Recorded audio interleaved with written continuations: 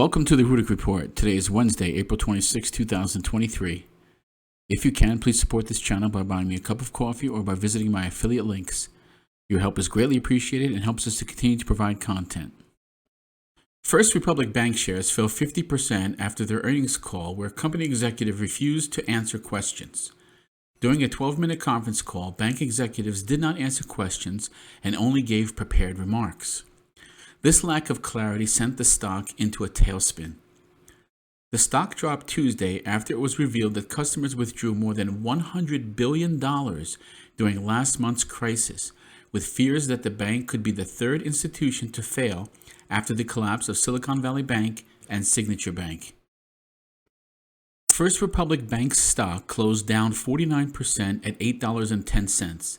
A fraction of the price it was a year ago when it was trading for about $170 a share. First Republic issued a statement late Monday stating that the company was only able to stop the bank run after a group of large banks stepped in to save it by depositing $30 billion in uninsured deposits back in March.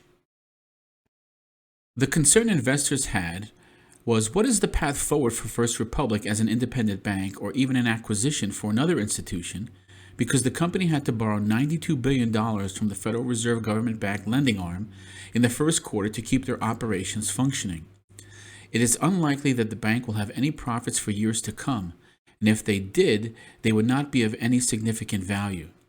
The bank announced that it had plans to sell off unprofitable assets, including the low-interest mortgages that it provided to wealthy clients, and that it plans to lay off up to a quarter of its workforce, which totaled about 7,200 employees.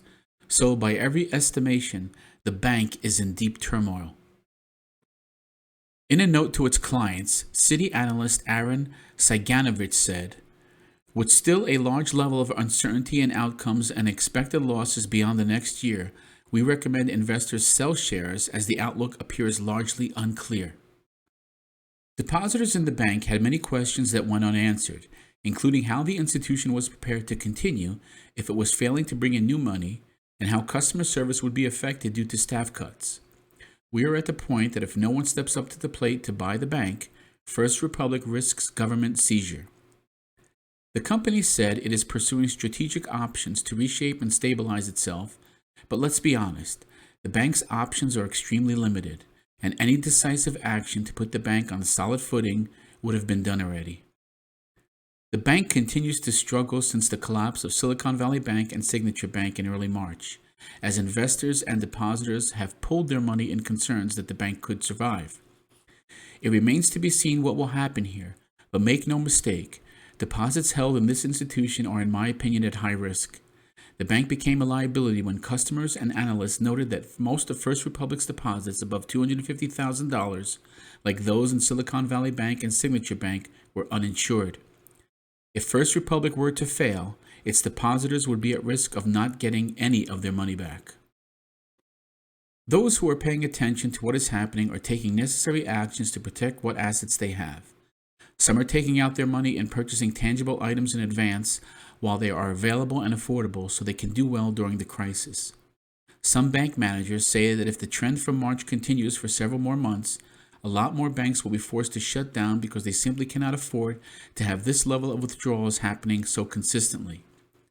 To stop this, banks are even now offering higher interest rates, which is comical. All these years they could have been helping their depositors with better interest rates, but they waited till they were in trouble before they took any action, while all along they had been ripping people off. Seems to me people are waking up to what is taking place. It's time for you to wake up as well and start acting before you can't. The last thing you want is to depend on a government agency to help you. Thanks for listening. Until next time, this is the Rudick Report.